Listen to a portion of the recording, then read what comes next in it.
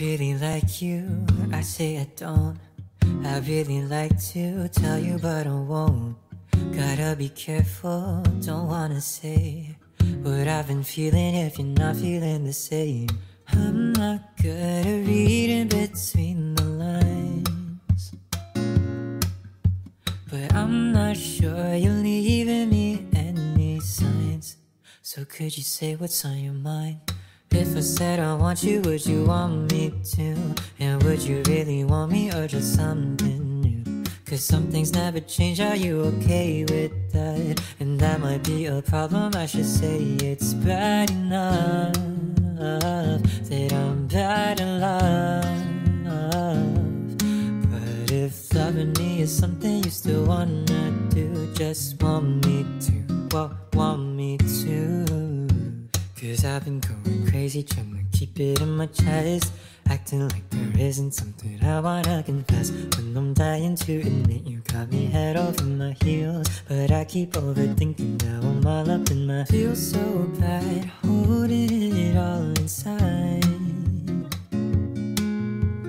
I just wanna tell you what's on my mind, but before I cross the line, tell me, if I said I want you, would you want me to? And would you really want me or just something new? Cause some things never change, are you okay with that? And that might be a problem, I should say it's bad enough that I'm bad in love.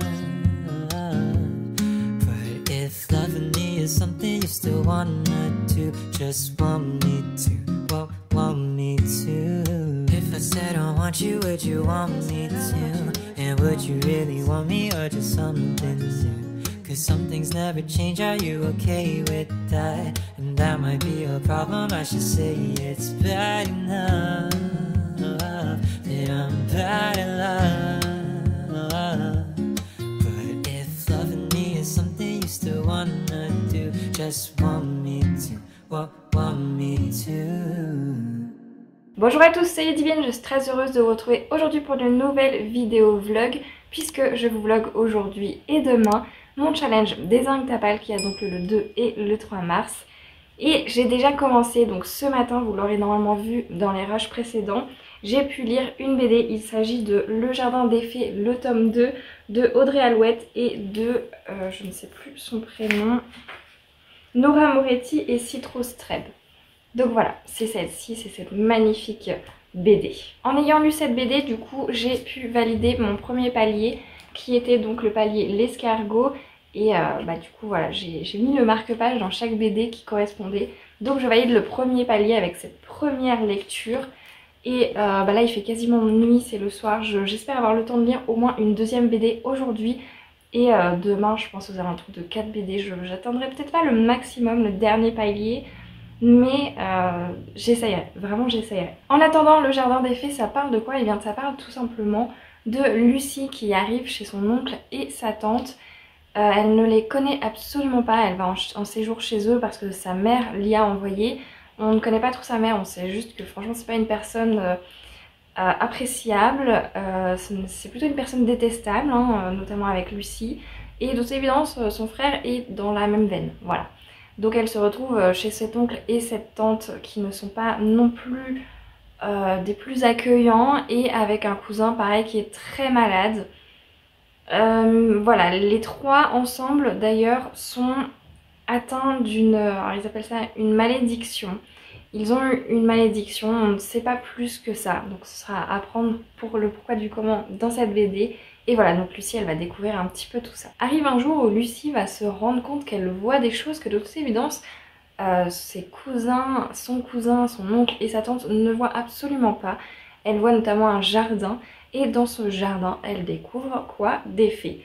Et de là elle va comprendre, elle va apprendre leur fonctionnement, mais également leurs craintes, leurs plus grandes peurs.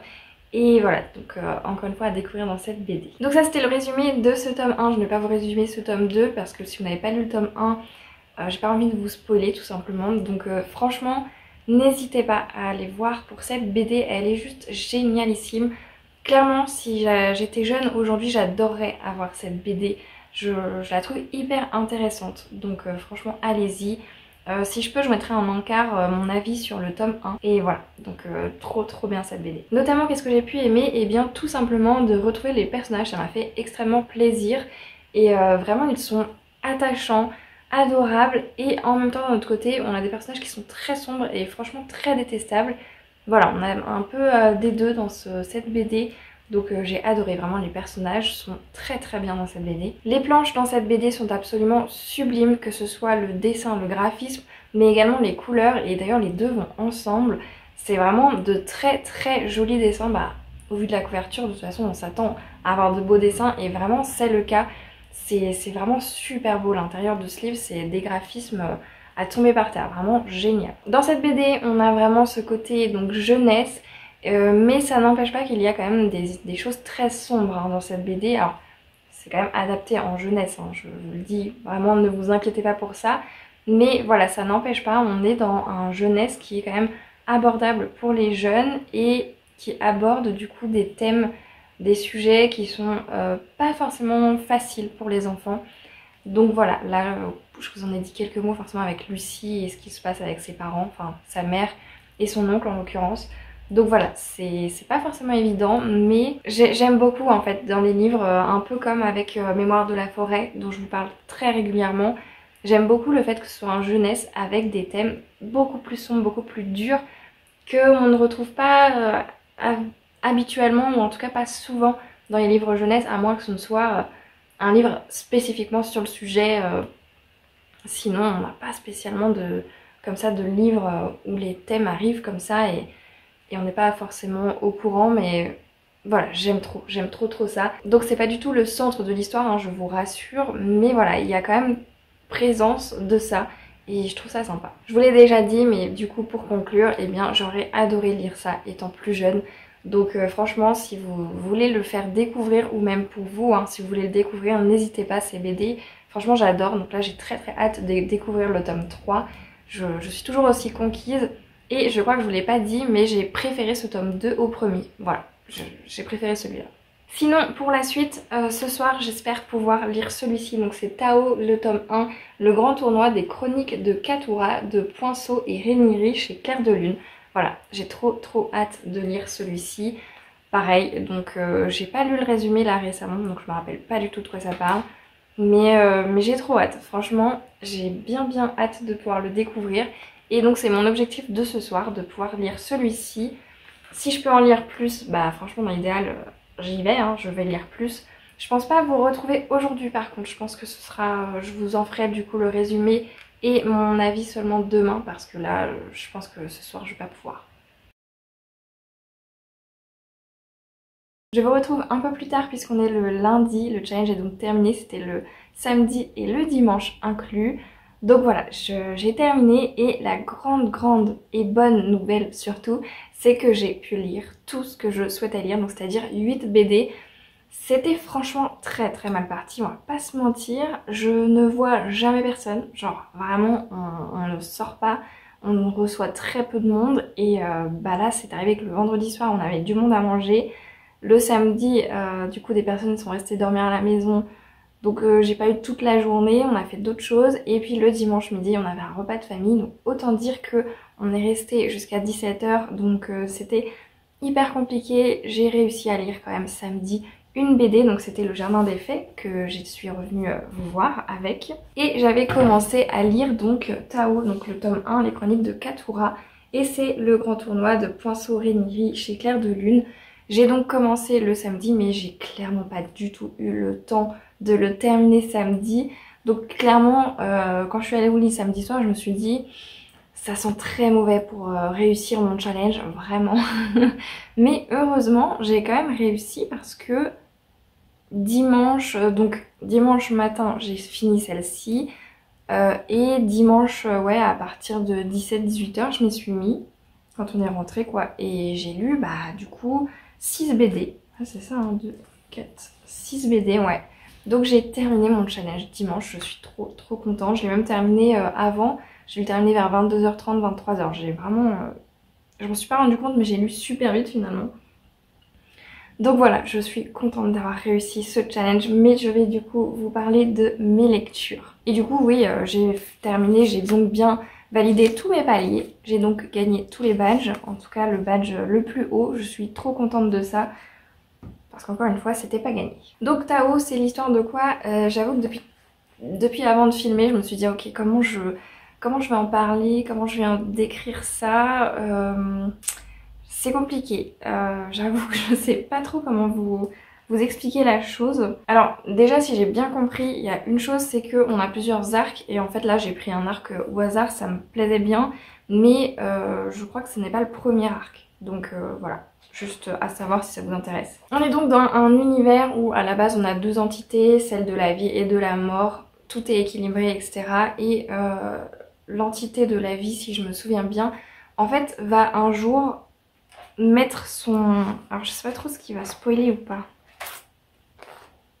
Je regarde juste, pas envie de vous spoiler non plus. Mais on sait pas tout de suite hein. En fait, on a deux entités qui sont très importantes et pourtant on ne les voit pas forcément dans cette BD. C'est l'entité de la vie et l'entité de la mort qui ne sont donc plus là. Et au tout début, on va rencontrer deux personnages dès le début. On en a un qui, on se rend compte, c'est un loup-garou et l'autre qui est, je ne sais plus de quelle espèce. Mais en gros, lui, son but, c'est de combattre pour pouvoir prendre la place de son père. Il faut qu'il combatte le plus fort de tous les guerriers, le plus fort de tous. Et il pense que c'est du coup son cousin le loup-garou qui est la meilleure personne pour ça, sauf que son cousin le loup-garou, lui, il aime juste les livres, apprendre en fait, juste, c'est un sage, hein, clairement, et il va à l'université et autres. Donc on a vraiment le parallèle entre les deux, l'un qui est plus guerrier, qui s'en fout des livres, et l'autre qui adore les livres et qui s'en fout complètement de se battre avec qui que ce soit. Donc ça c'est la première scène et on découvre également qu'une autre personne, un autre personnage féminin arrive et elle a l'air tout aussi jeune que lui mais il l'appelle quand même maman. Voilà, et on verra dans la suite de l'histoire pourquoi. Donc c'est le destin en fait de tous ces personnages, donc c'est trois personnages en particulier que l'on va suivre. On va comprendre qu'est-ce qui les lie les uns aux autres et leur but tout simplement. J'ai bien aimé, j'avoue que pour le coup c'est hyper frustrant de pas avoir la suite tout de suite parce que j'ai bien aimé mais vraiment on n'a pas la suite. Les illustrations de fin sont sublimes, je pense que je vous ferai des plans, elles sont... J'aime beaucoup les illustrations de fin. C'est juste juste des illustrations, c'est pas du tout des planches de la BD. Mais vraiment, grosse frustration de ne pas avoir la suite, donc je vais essayer de me la procurer quand même parce que je trouve que ça fait court, juste un tome comme ça, une BD pour savoir ce qu'il en est vraiment. Donc voilà, je me réserve quand même mon avis pour connaître la suite parce que là c'est vraiment très introductif. On est quand même sur une BD adulte, hein, pas non plus jeunesse. Et ouais, c'était intéressant, l'histoire était intéressante, les personnages sont intéressants et je suis très curieuse de savoir ce qui va se passer pour eux dans le futur. Voilà, donc ça c'était pour la deuxième BD que j'ai lue. Ensuite, j'ai pu redécouvrir Jim Hawkins, retrouver plutôt Jim Hawkins, donc avec le tome 2 et le tome 3 que j'ai pu lire. J'avais déjà lu le tome 1 pour les 7 jours 7 BD, donc si ça vous intéresse, n'hésitez pas à aller la voir. Et donc Jim Hawkins, là on est sur l'histoire d'un jeune qui vit à la base au bord de la mer avec sa mère et il a un espèce de, je sais plus comment on appelle ça, mais une sorte de gîte. Les gens peuvent s'arrêter là-bas pour pouvoir payer une chambre, avoir à manger, etc. Une auberge, voilà, c'est comme ça. Donc c'est une sorte d'auberge et ils n'ont pas tant de clients que ça. Et puis un jour il y a un client qui arrive un peu particulier, le petit s'attache beaucoup à lui et il s'avère qu'il a une sacrée histoire, hein. C'est une sorte de pirate avec une grosse histoire. Et donc c'est de là vraiment que l'histoire de Jim Hawkins commence parce que Jim, il est coincé dans cette auberge avec sa maman, il adore l'aider, mais en même temps il a juste, chaque fois qu'il regarde la mer qui est à quelques mètres de lui, il a juste une envie, c'est d'aller voyager, c'est tout. Et rencontrer cette personne qui a énormément voyagé, qui a fait des milliers et des milliers de kilomètres et rencontré des tas de personnes, pour lui c'est juste dingue et il a envie de ça. Donc j'avais adoré découvrir Jim Hawkins, le tome 1, et je suis trop contente d'avoir lu le 2 et le 3. C'est une trilogie, donc ça y est, là c'est terminé, il n'y a plus de suite. J'ai adoré, vraiment, que ce soit le deuxième ou le troisième. Ça diffère forcément du premier parce que là on part vraiment à l'aventure, les personnages sont différents également, on découvre de nouveaux personnages. Et vraiment j'ai adoré. Jim Hawkins est toujours aussi attachant, aussi mignon. Enfin mignon c'est pas le bon terme, mais en tout cas attachant et adorable. C'est un jeune garçon qui a envie de bien faire et qui a des valeurs. Il est très droit avec ses valeurs. Donc vraiment j'ai beaucoup aimé. Si vous avez des jeunes enfants, peut-être pas trop jeunes non plus, mais en tout cas, ouais je pense vers 10-11 ans, c'est trop bien. Vraiment c'est trop bien cette BD. Je sais pas à quel âge il la préconise, mais je pense entre 10-12 ans, ça peut être le bon point de départ pour cette BD, je trouve. Donc Jim Hawkins, si vous n'avez toujours pas découvert et que vous avez envie, n'hésitez plus. Ensuite, encore une fois, 2 BD que j'ai pu découvrir ensemble du coup. C'est Le Monde des Dragons, le tome 1 et le tome 2 de André Reynaud, toujours chez Clair de Lune. Écoutez, c'est pareil, j'ai bien aimé, alors beaucoup moins que Jim Hawkins. Notamment, ce qui m'a le plus gêné là pour le coup, c'est les dessins qui sont très... je sais pas... Les traits des dragons, voilà, ils me plaisent moyen, mais là c'est vraiment un goût très personnel qui n'a rien à voir avec l'histoire, parce qu'en soi l'histoire est très très bonne. Et va falloir que je fasse plus de recherches parce que j'ai cru comprendre que c'est qu'en 2 tomes, et j'avoue que la fin pour moi attend une suite. Et du coup je suis un peu... on en est où? Est-ce qu'on aura une suite ou pas? Je préférerais qu'il y ait une suite, mais de ce que j'ai vu, il n'y en aurait peut-être pas. Donc à voir, faut que je fasse des recherches là-dessus. Dans tous les cas, ici on est sur l'histoire. On a une histoire qui est contée par l'une des dragons, des dragonnes du coup, et qui n'est pas n'importe laquelle des dragons. Et surtout, c'est une histoire qui est oubliée des hommes aujourd'hui. Donc on a vraiment l'histoire du passé des dragons, ce qui se passe, pourquoi les dragons ne sont plus aujourd'hui, et surtout les mésententes entre les clans des dragons, comment ça fonctionnait, comment est-ce que les dragons vivaient avec les hommes, est-ce qu'ils étaient en harmonie ou pas. Voilà, donc j'ai vraiment beaucoup aimé ça, j'ai bien aimé ce monde, cet univers, très honnêtement. Et de voir le point de vue des dragons, d'être vraiment centré sur les dragons et pas juste avoir un dragon comme... bah voilà, comme on peut voir un chien parfois dans un livre, et bien ça m'a fait très très plaisir. J'ai bien aimé vraiment avoir centré là-dessus sur les dragons. Et encore une fois, les dessins, moi c'est pas... Les dessins des dragons, hein, c'est vraiment pas ce que je préfère, mais on s'y fait très vite et en soi l'histoire rattrape bien les choses. J'ai bien aimé voilà, les petits côtés un peu politiques chez les dragons, c'était sympa. L'avant-dernier que j'ai à vous présenter, c'est également sur les dragons, c'est Isial Mort-Noir de Sabatier, Sabaté et Oumraout, toujours chez Clair de Lune. Et là, on est sur l'histoire d'un... c'est pas un chevalier, c'est un seigneur de guerre qui est très très fort, très puissant. Et ce seigneur de guerre, bah, son adversaire va réussir à le transformer en dragon. Et bah, il va devenir finalement le monstre de tout le monde, hein. Il ne sera plus du tout écouté, plus vu comme un seigneur. Et bah, c'est l'histoire juste de ce seigneur qui va devoir commencer à vivre en tant que dragon. Et son but, on nous le dit dès le début, c'est de de trouver comment redevenir humain.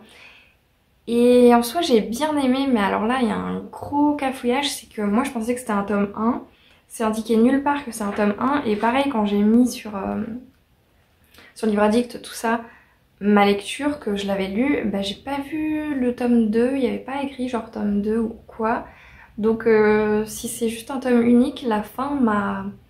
Pour moi encore une fois cette fin attend une suite, un tome 2, et voilà, je suis assez frustrée à cause de ça encore une fois, parce que pourquoi pas avoir mis de suite, pourquoi pas mettre de suite.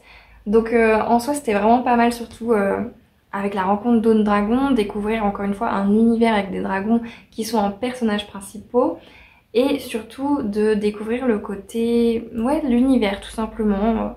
D'un côté il y a ce seigneur qui est transformé en dragon, une créature qu'il n'a jamais vue, qu'il n'a jamais croisée.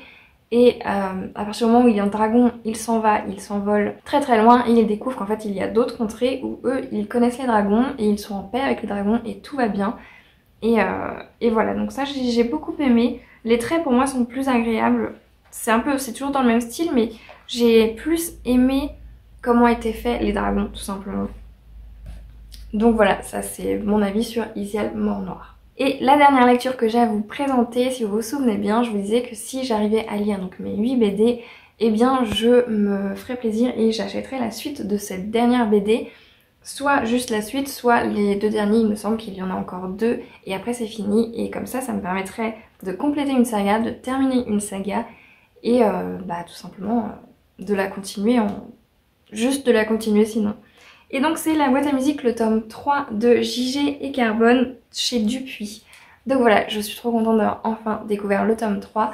Je suis contente parce que malgré que ça fait peut-être 2 ans que j'avais lu le 1 et le 2, et j'ai pas du tout eu besoin de relire le 1 et le 2 pour me remettre en tête l'histoire. Et de passer comme ça des BD un peu plus adultes, avec des traits plus durs, plus adultes, et de passer à la boîte à musique avec des traits beaucoup plus ronds, beaucoup plus enfantins, et ces couleurs, mais waouh, les couleurs vraiment dans cette BD sont magnifiques, j'ai adoré ça, ça a été un pur bonheur pour moi de redécouvrir ça, et en plus comme c'est la dernière BD que j'ai lue, forcément j'étais un peu fatiguée, on va pas se mentir, donc c'était parfait en fait, l'ordre de sélection pour mes lectures était parfait. J'adore la colorimétrie dans ces BD, vraiment. On a des planches entières qui vont être juste entièrement marron et vous tournez un peu plus loin, ça va être plus violet. Enfin, franchement j'adore, j'aime trop. Donc la boîte à musique, franchement, si vous ne connaissez toujours pas, allez-y. L'histoire de la boîte à musique, c'est tout simplement Nola qui, à son 8e anniversaire, reçoit de la part de son papa un cadeau un peu spécial. Il lui offre tout simplement la boîte à musique de sa maman Anna. Et à ce moment-là, elle va se rendre compte un soir qu'à l'intérieur de cette boîte à musique, lorsqu'elle regarde de plus près, elle voit quelqu'un qui bouge beaucoup, qui semble appeler à l'aide, et en écoutant de plus près ce que cette personne a à lui dire, Nola va suivre ses instructions et va rapetisser pour pouvoir entrer dans un autre monde. Et de là, elle va découvrir Pandorian, un monde magnifique mais très dangereux aussi. De là, Nola va découvrir plein de choses sur sa maman, mais également sur ce monde Pandorian. A noter ici qu'il s'agit d'une BD jeunesse qui est accessible aux plus jeunes, donc vraiment, de toute façon ça se voit au niveau de la couleur, des dessins, tout est fait pour que les jeunes puissent lire cette œuvre. Et honnêtement, même adulte, cette histoire est juste trop mignonne. Et voilà, on a de bons personnages. C'est pas juste ce que j'appelle des personnages bateaux. On a vraiment une substance chez les personnages. On a une histoire. On a des personnages qui sont différents. Enfin, vraiment, il y a de bonnes choses. Et surtout, l'histoire est adorable, vraiment. Donc n'hésitez pas, que vous soyez adulte ou que vous ayez des enfants. Ça peut être un super cadeau. Je crois que maintenant, il y a un intégral qui existe. Je ne suis plus sûre, mais il me semble.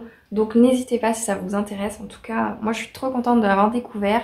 Je l'ai clairement découvert sur le tard, cette BD, mais c'est pour le mieux, très clairement. Je suis bien contente d'avoir fini par la découvrir. C'était donc le bilan de ce challenge. En 2 jours, je suis trop contente parce que du coup, j'ai évacué 8 livres de ma pile à lire. Ça rattrape un peu quand même ce qu'il s'est passé en février.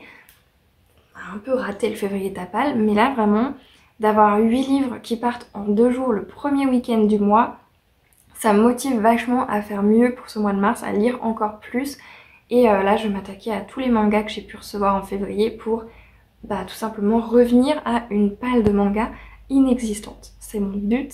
Je veux terminer cette année avec 0 manga dans ma palle. Donc je vais faire tout mon possible pour que ce soit le cas, ou au moins en avoir le minimum possible. C'est donc pour moi un week-end très positif pour ce challenge Dézingue ta palle. J'espère que cette vidéo vous a plu, j'espère surtout que le challenge, si vous y avez participé ou non d'ailleurs, vous a plu, que vous aimeriez y participer si je refais une autre édition, que ce soit spécialement graphique ou roman, que ce soit sur une période plus longue ou la même que celle-ci, donc sur un week-end. Moi j'ai adoré ça, et encore une fois ça m'a fait trop du bien de voir que quand je m'y mets, je peux enlever quand même pas mal de graphiques de ma palle. Et en plus c'était des BD parmi les BD les plus récentes qui sont rentrées dans ma palle, donc j'avais encore plus envie de les lire parce que justement je les ai achetés il n'y a pas 10 ans quoi. Donc c'est plutôt cool. C'est un bon bilan et ça j'en suis très contente. C'est donc déjà la fin de ce vlog, j'espère qu'il vous aura plu malgré que j'ai pas tant filmé que ça sur le fait, sur le week-end même malheureusement. C'est donc la fin de cette vidéo, j'espère encore une fois qu'elle vous a plu. N'hésitez pas à me dire ce que vous en avez pensé, n'hésitez pas à me dire si vous avez participé de votre côté, que ce soit sur les réseaux ou non, si vous avez réussi évidemment le challenge, si vous avez réussi à atteindre les paliers que vous souhaitiez. Ça peut être sympa de me partager tout ça en commentaire, de me dire également est-ce que vous avez réussi à tout lire, à ne pas tout lire, est-ce que vous avez réussi à baisser votre palle ou pas, ou est-ce que vous avez acheté aussi beaucoup ce week-end et que du coup vous n'avez pas du tout baissé votre palle. En attendant vos retours sous cette vidéo, je vous remercie encore une fois du fond du cœur de l'avoir regardé jusqu'au bout. Et sur ce, je vous souhaite à toutes et à tous de très belles lectures et je vous dis à la prochaine.